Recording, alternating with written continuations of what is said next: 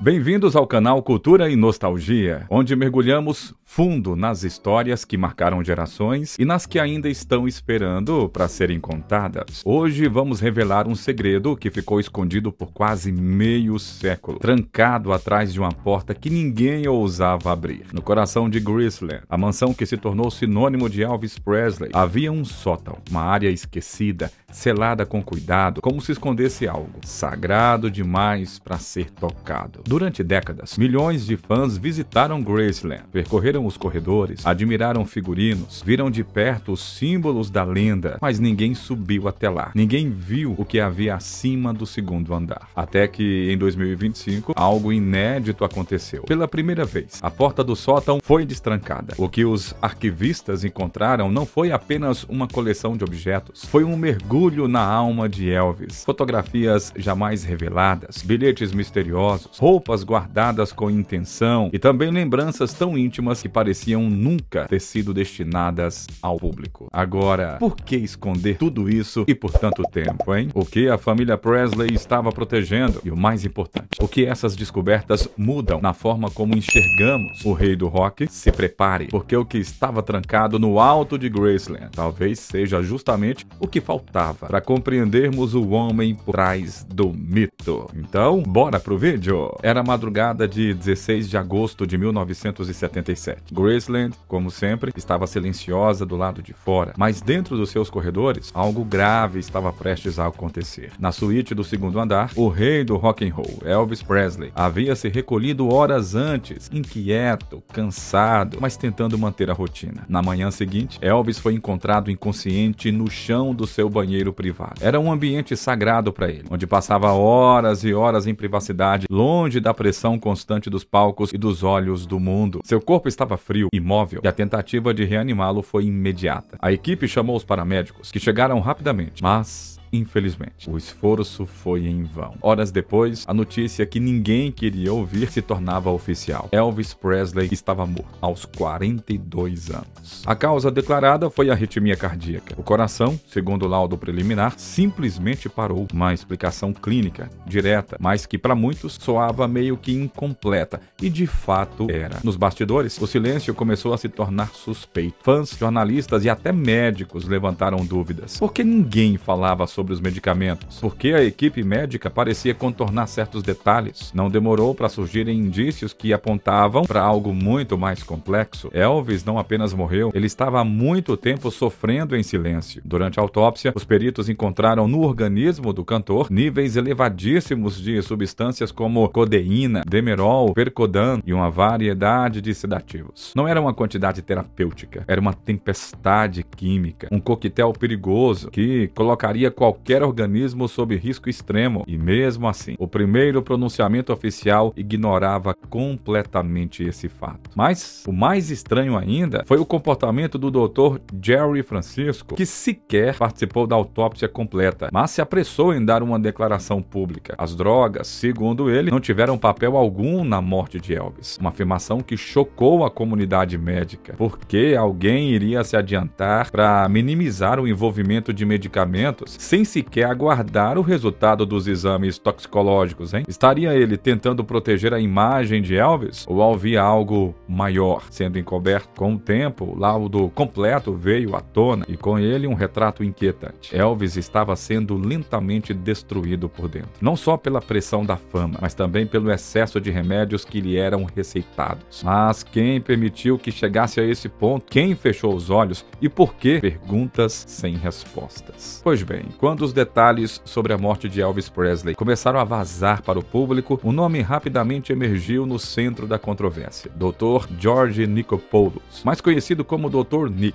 Durante anos, ele havia sido mais do que um médico para Elvis. Era uma presença constante na sua vida, acompanhando-o em turnês dentro de Graceland e até mesmo em momentos íntimos com a família. Mas esse vínculo próximo logo seria questionado e severamente julgado. Entre 1975 e 1977, 2017, os registros mostraram que Dr. Nick prescreveu a Elvis mais de 8.000 doses de medicamentos controlados, analgésicos potentes, sedativos, estimulantes, um arsenal químico administrado em intervalos curtos e com uma frequência que chocou a comunidade médica quando foi revelada. Confrontado, Dr. Nick não negou os números. Em vez disso, fez uma defesa que causou ainda mais controvérsia. Ele dizia estar tentando salvar Elvis, não matá-lo. Segundo o próprio médico, Elvis já era um viciado fazia muito tempo. A sua dependência vinha desde os anos 60, impulsionada por dores crônicas, insônia e estresse extremo. O raciocínio do Dr. Nick era simples e também perturbador, né? Se Elvis não tivesse acesso legal aos remédios que precisava, acabaria recorrendo ao mercado negro. Então, a alternativa que ele via era clara: controlar pessoalmente o que o cantor tomava, ainda que em doses elevadas. Era uma forma, segundo ele, de minimizar os riscos. E, surpreendentemente, durante o julgamento em 1981, um júri deu razão ao médico. O Dr. Nick foi absolvido de qualquer responsabilidade criminal pela morte do cantor. A decisão, embora legal, deixou muitos com um gosto amargo, né? Afinal, era aceitável que um profissional da saúde administrasse um fluxo constante de medicamento a um paciente já em estado crítico, mesmo com a justificativa de redução de danos? A absolvição não trouxe paz. Pelo contrário, Dr. Nick passou a ser observado mais de perto pelas autoridades médicas. Em 1980, surgiram novas denúncias de prescrição abusiva, não apenas para Elvis, mas também para outras celebridades, como Jerry Lee Lewis. O padrão se repetia: quantidades exorbitantes, diagnósticos frágeis, uso prolongado. O Conselho Médico do Tennessee finalmente decidiu agir. Em 1995, a licença do Dr. Nick foi revogada permanentemente, encerrando de vez a sua carreira. Mas, mesmo diante de tantos fatos, há algo que continua pairando no ar. Dr. Nick foi um facilitador de um vício destrutivo ou foi o único que realmente tentou ajudar Elvis a sobreviver em meio ao caos? Durante décadas, a imagem de Elvis Presley foi marcada por um contraste brutal. O homem que conquistava multidões nos palcos e, ao mesmo tempo, se afundava nos bastidores. O ícone que brilhava sob os holofotes, mas que parecia perder a própria luz longe das câmeras. Para muitos, a sua morte precoce foi o resultado inevitável de uma vida dominada por vícios. Mas... e se essa leitura estiver errada, hein? Em 2020, a autora e pesquisadora Celia Hodel lançou um livro que virou tudo de cabeça para baixo. Traduzido para o português, o livro se chama Destinado a Morrer Jovem. E não foi apenas uma biografia, foi uma acusação silenciosa contra décadas de julgamentos apressados. Nele, Celia apresenta uma hipótese ousada. Elvis não estava se destruindo com drogas, ele estava tentando se manter vivo. Segundo a sua pesquisa, o cantor sofria de uma série de condições médicas genéticas graves, herdadas principalmente do lado materno da família. Entre elas, doenças cardíacas, problemas autoimunes e distúrbios do metabolismo, que afetavam diretamente a sua saúde física e mental. Ao longo da vida, esses problemas foram sendo camuflados, disfarçados ou até mesmo mal diagnosticados. E os medicamentos, que sempre foram vistos como vilões, talvez fossem, na verdade, a única forma de lidar com uma dor silenciosa e constante. O livro vai além da especulação. Traz registros, históricos familiares e documentos que mostram como vários parentes de Elvis morreram jovens com sintomas semelhantes. A autora sugere que, se os médicos da época tivessem olhado mais de perto para esses padrões, talvez tivessem compreendido que o corpo de Elvis estava em colapso desde muito antes da fama. Essa nova perspectiva, olha, muda tudo. Ela não apaga o uso excessivo de remédios, não ignora os erros médicos, mas humaniza a trajetória de Elvis. O homem que muitos viam como um mastro autodestrutivo, talvez fosse apenas alguém lutando com todas as forças contra uma dor que ninguém via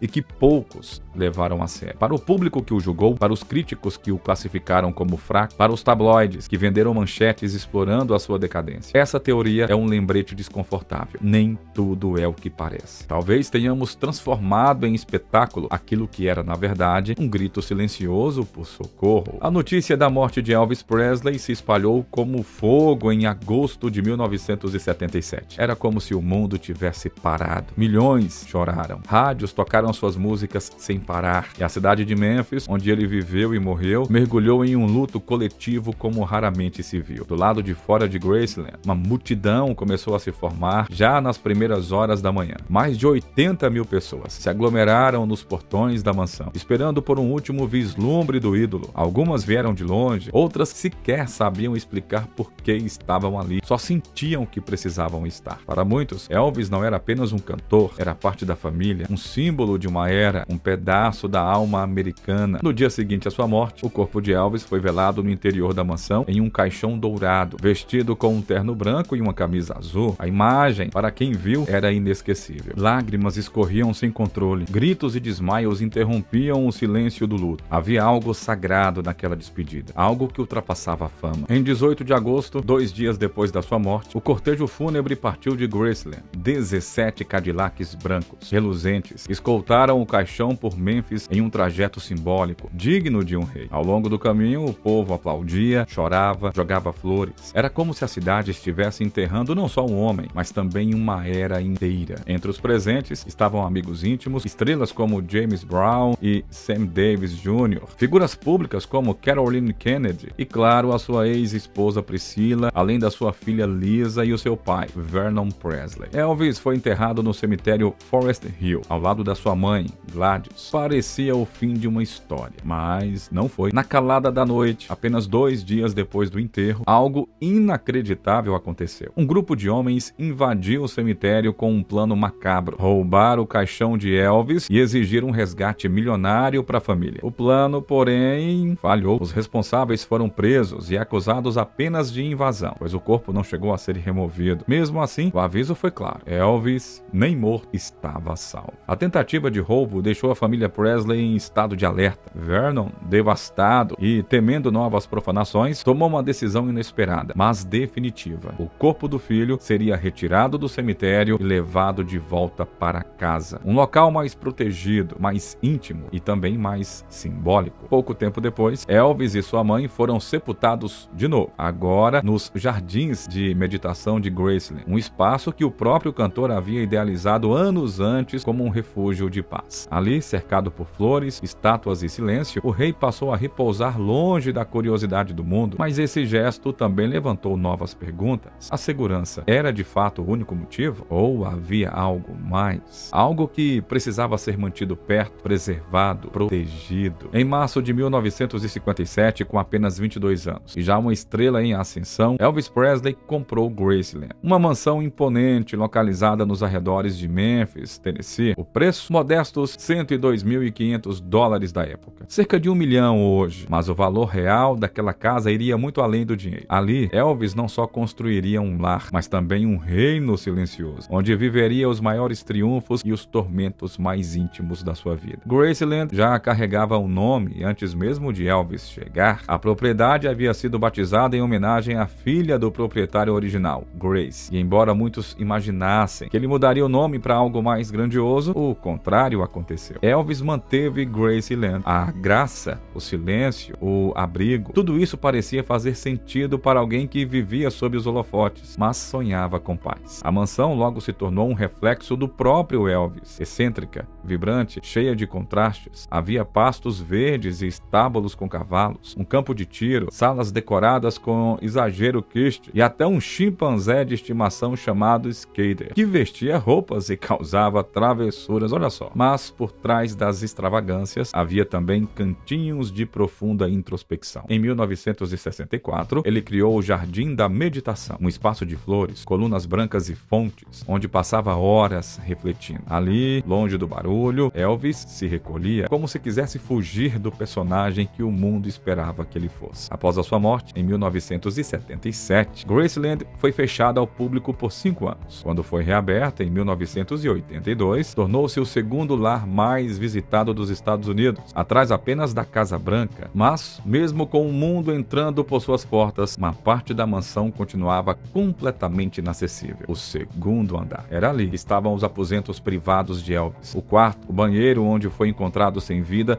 e outras áreas íntimas. Nenhum visitante visitante podia subir. Nenhum presidente, celebridade ou membro da imprensa teve acesso. A ordem era clara: o andar de cima não existe para o público. Mas ainda havia algo ainda mais escondido, algo que nem todos sabiam que existia: o sótão. Localizado logo acima do andar selado, o sótão era um mistério dentro do mistério. Nenhuma foto, nenhum relato, nenhum comentário. Era como se o lugar tivesse sido apagado da planta da casa. A própria família Presley evitava mencionar a sua existência, e quando faziam, era de forma vaga, discreta. Um silêncio espesso cercava aquele espaço, e quanto mais o tempo passava, mais crescia o fascínio ao redor dele. Em meio ao silêncio solene que envolvia Graceland há décadas, ninguém imaginava que a maior ameaça à sagrada morada de Elvis Presley viria não de fãs obsessivos ou teorias da conspiração, mas de um documento, de um suposto débito e de uma empresa misteriosa com intenções nebulosas. Quase 50 anos após a morte do rei do rock, em maio de 2024, a notícia caiu como uma bomba. Graceland seria leiloada. E o motivo? Uma obscura firma chamada Nelson Investments. Ela alegava que Riley Cuff, neta de Elvis e atual administradora do patrimônio familiar, teria deixado de pagar um empréstimo milionário e que, como garantia, a própria mansão havia sido colocada como colateral. Um absurdo, né? Um escândalo, um risco real. A notícia mobilizou os fãs em todo o mundo. A ideia de que a casa mais icônica da história da música americana poderia cair em mãos privadas era para muitos simplesmente inaceitável. Graceland não era apenas uma propriedade, era um santuário cultural, um monumento vivo à memória de Elvis Presley. Riley reagiu imediatamente. Com firmeza, ela entrou na justiça alegando que toda a transação era fraudulenta. Segundo seus advogados, a assinatura nos documentos era falsa, os contratos haviam sido manipulados e a empresa que exigia o pagamento sequer existia de forma rastreável. Era, segundo ela, um esquema para lucrar às custas do legado de Elvis, usando o nome da sua família como moeda. O processo se desenrolou com velocidade surpreendente e, no último instante, a Justiça do Tennessee interveio. Um juiz determinou o bloqueio imediato do leilão e emitiu uma sentença forte e simbólica. Graceland era um bem cultural único e insubstituível, cuja perda causaria danos irreparáveis ao público e à história americana. Mas a decisão, embora celebrada, trouxe à tona um sentimento desconfortável. E se não tivessem conseguido a tempo? E se um investidor privado tivesse realmente arrematado Graceland? O que ele teria feito ao entrar na casa, hein? Teria destruído os quartos preservados? Teria desmontado os salões de recordações? Ou, pior ainda, teria invadido o sótão, selado há quase meio século, aquele que a própria família manteve trancado, silencioso, como um cofre de memórias que não podiam ser compartilhadas? A tentativa de leiloar Graceland, por mais absurda que tenha sido, quase se concretizou. Depois de quase meio século fechado, inacessível até mesmo para os visitantes mais ilustres, o sótão de Graceland finalmente foi aberto. Sem anúncios em rede nacional, sem coletiva de imprensa, apenas uma porta antiga sendo destrancada por mãos que sabiam exatamente o peso do que estavam prestes a encontrar. O momento foi silencioso, não houve aplausos, não havia música, só o som da madeira rangendo sob os passos dos arquivistas e o eco de décadas de espera preenchendo o ar. Dentro do sótão, o tempo parecia congelado. Poeira acumulada cobria caixas de papelão envelhecidas. As paredes, silenciosas, guardavam lembranças que não haviam sido tocadas desde os dias que antecederam a morte de Elvis. E ali, entre documentos amarelados e objetos sem valor aparente, estava algo profundamente diferente do que o público estava acostumado a ver. Não eram roupas chamativas, disco de ouro ou objetos de pau. Eram fragmentos de um homem comum, cartas escritas à mão, ainda lacradas, vindas de fãs de todo mundo. Algumas imploravam para que ele descansasse, cuidasse da saúde. Outras traziam relatos emocionantes de vidas impactadas pela sua música. Havia também fotografias íntimas, jamais divulgadas. Elvis sorrindo com a filha, momentos de silêncio no jardim, um abraço em alguém que não se podia identificar, instantâneos de humanidade que nunca chegaram à vitrine do ídolo. Espalhadas entre os papéis estavam ainda letras de músicas rabiscadas em guardanapos, folhas soltas, cadernos inacabados, ideias perdidas de canções que talvez nunca vamos ouvir, canções que nasceram do silêncio e morreram neste sótão. Mas entre os objetos mais pessoais, 3 se destacaram e arrepiaram todos que os viram. A primeira era uma jaqueta de couro preta, dobrada cuidadosamente, com um pequeno bilhete preso ao bolso interno. Escrito à mão, de forma quase infantil, estava a frase: "Use isto quando precisar tentar desaparecer. A segunda era um ursinho de pelúcia surrado, claramente muito antigo, provavelmente da infância em Tupelo, quando Elvis ainda era apenas um menino pobre do sul dos Estados Unidos, sonhando em mudar de vida, sem imaginar o preço que pagaria ao realizar esse sonho. E a terceira era uma Bíblia antiga, com as páginas gastas e marcadas, cheias de anotações nas margens. Um presente da sua mãe, Gladys. Nas páginas mais lidas, trechos sobre perdão, paz interior e redenção. Esses itens não estavam ali para exibição, estavam escondidos, guardados, como se pertencessem a uma parte de Elvis que ninguém deveria conhecer. Não o astro, não o rei, o homem, o filho, o ser humano fragilizado, que um dia talvez tenha desejado apenas desaparecer. Era impossível não sentir que aquele sótão não era apenas um depósito, era um refúgio íntimo, um espaço sagrado dentro da mansão já transformada em museu. Um canto em que o tempo parou e onde o verdadeiro Elvis Presley, longe do barulho, ainda esperava ser lembrado, não como lenda, mas como alguém que também sentia medo, solidão e exaustão. Entre as caixas de papelão empoeiradas e os objetos esquecidos pelo tempo, havia uma em especial, pequena, modesta, com a inscrição desbotada feita à mão, que dizia assim: Sessões de Prática, 1976. Ninguém esperava muito daquelas fitas, talvez registros antigos de ensaios, falas soltas, rascunhos de melodias, mas quando o rolo começou a girar e a fita foi reproduzida em um gravador restaurado, a sala inteira ficou em silêncio. Era Elvis, sozinho. Nenhuma banda acompanhava, nenhum arranjo elaborado, apenas a sua voz crua, vulnerável, profundamente humana, entoando uma versão dolorosamente contida de Unchained Melody, uma música que já era melancólica por natureza, né? Mas que naquela gravação ganhava um novo peso, um novo significado. Não havia potência, não havia pose, havia hesitação, havia cansaço,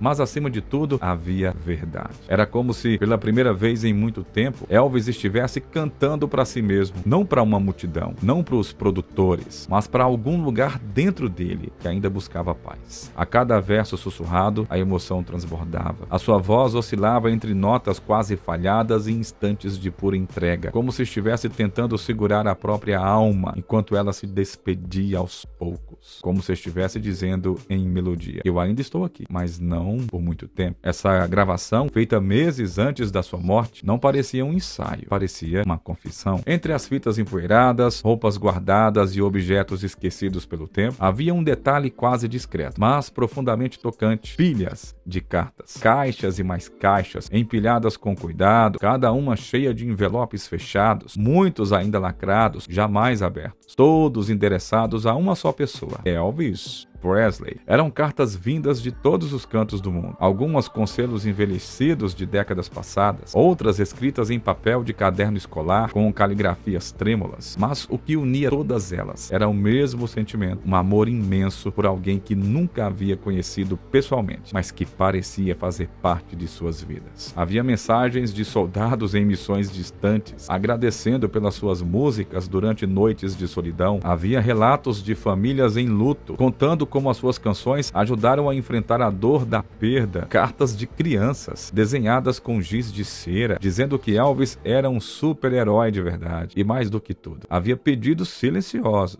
súplicas para que ele cuidasse de si. Por favor, descanse. Você não precisa provar mais nada. Cancele a turnê, Elvis. Sua saúde vem primeiro. Você já nos deu tudo. Agora cuide de você. Cartas como gritos de alerta, como abraços que nunca chegaram. Cartas que talvez nunca tenham sido lidas. E então surge a pergunta que ecoa no coração de quem descobre esse tesouro escondido: e se ele tivesse lido, hein? Se alguém tivesse colocado essas palavras em suas mãos no momento certo, elas teriam feito diferença? Ou será que Elvis já estava longe demais? Não geograficamente, mas emocionalmente falando, preso dentro de si, isolado pelo peso da fama, pelo cansaço, pelas dores físicas e silenciosas. Talvez essas palavras tivessem sido como luz entrando por uma janela trancada, ou talvez não, né? Mas o mais triste é que ninguém nunca saberá. Essas cartas são agora vestígios de uma conexão que quase aconteceu. Mensagens sinceras, vindas de corações anônimos, guardadas por décadas, como se esperassem uma resposta que nunca viria. Antes de ser o rei do rock, antes dos holofotes, dos aplausos, dos escândalos e das multidões, Elvis Presley foi apenas um menino, um garoto pobre de Tupelo, Mississippi, que cresceu com pouco, mas carregava dentro de si uma música que o mundo ainda não conhecia. No sótão de Graceland, entre documentos e lembranças do Elvis adulto, havia um outro tipo de relíquia, uma mais silenciosa, mais frágil, fragmentos de infância. Lá estavam brinquedos antigos, esquecidos no tempo, um ursinho de pelúcia surrado, com os olhos já desbotados e costuras soltas, claramente muito amado. Ao lado dele, pedaços de madeiras pintado à mão, pequenos carrinhos, lembranças de um tempo em que a única plateia de Elvis era sua mãe, sentada no sofá da sala. Em uma das caixas, cuidadosamente embrulhado em papel jornal antigo, havia um objeto que fez o coração apertar: o seu anuário escolar. Nas páginas amareladas, os rabiscos e assinaturas de colegas de classe, frases simples como "nunca mude" ou "boa sorte no futuro, Elvis", escritas com a inocência de quem jamais poderia imaginar o tamanho do futuro que esperava aquele garoto. Ali, entre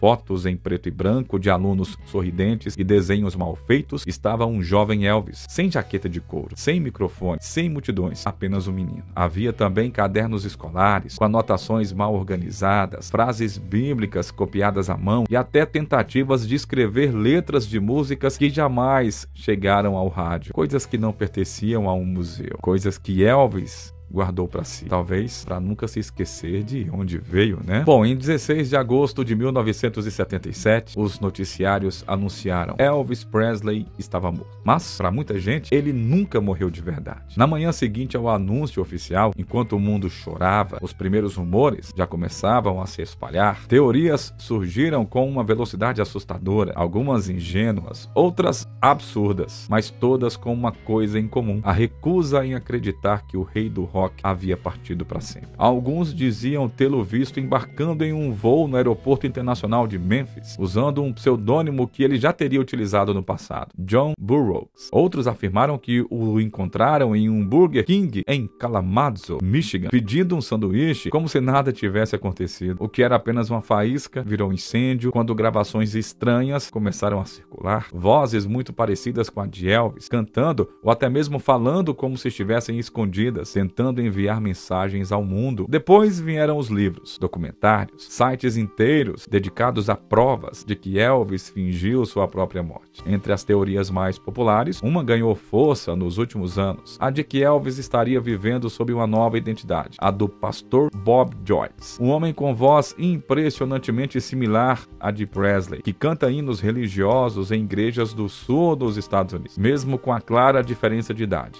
aparência e até trajetória de vida, muitos fãs se recusam a aceitar que não se trata da mesma pessoa. Mas por que essas teorias persistem por tanto tempo, hein? Por que Elvis, entre tantas celebridades que partiram jovens, continua alimentando a imaginação coletiva? Talvez porque aceitar a sua morte seja aceitar que algo se perdeu para sempre, né? E agora, com a abertura do sótão de Graceland em 2025, alguns acreditam que o ciclo finalmente se fechou. As cartas, os objetos íntimos, a última gravação, tudo isso trouxe uma nova camada de verdade, de humanidade, que ajudou muitos fãs a sentirem que, enfim, puderam dizer adeus. Mas para outros, as perguntas só aumentam. Se algo tão profundo e revelador esteve trancado durante quase 50 anos, o que mais pode ter sido escondido? A verdade é que, quando falamos de Elvis Presley, não estamos apenas lidando com um artista, estamos lidando com uma figura quase mitológica, um personagem tão presente na cultura popular que a sua ausência se tornou, para muitos, impossível de aceitar. Durante décadas, Elvis Presley foi lembrado como um fenômeno, aquele garoto do sul dos Estados Unidos, que com seu cabelo penteado para trás, a sua voz poderosa e os seus movimentos provocadores mudou para sempre a música popular. O primeiro astro global do rock and roll, um símbolo de rebeldia, paixão e talento inigualável. Ele vendeu mais de 500 milhões de discos, estrelou mais de 30 filmes, conquistou prêmios, quebrou recordes, redefiniu a cultura de massa. Em 2018, mesmo décadas depois da sua morte, foi condecorado póstumamente com a Medalha Presidencial da Liberdade, a maior honraria civil dos Estados Unidos. Mas agora, depois que a porta esquecida do sótão de Graceland foi finalmente aberta, o que emergiu das sombras não foi apenas mais um capítulo da história do ídolo, foi um outro Elvis, um Elvis que poucos conheciam